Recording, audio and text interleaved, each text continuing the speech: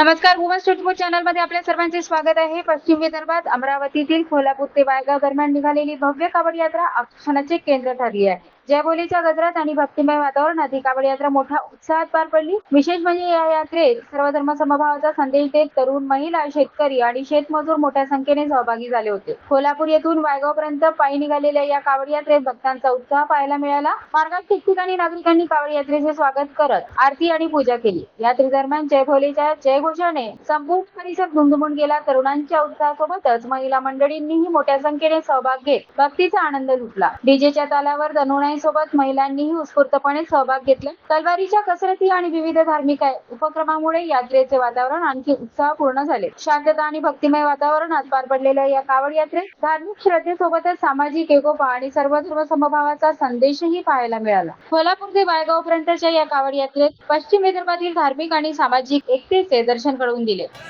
श्रावण मास निमित्त आपल्या वायगाव येथे भव्य दिव्य अशा कावड यात्रेचं आयोजन केलेलं आहे। तरुण मंडळींचा उत्साह आणि महिला मंडळी, पुरुष मंडळी तसेच सर्व गावकऱ्यांसमवेत आमच्या इथे वायगाव येथे असे भव्य दिव्य असे आयोजन केलेले आहे आणि सर्वजण या कावड यात्रेचा अतिशय आनंद घेत आहे।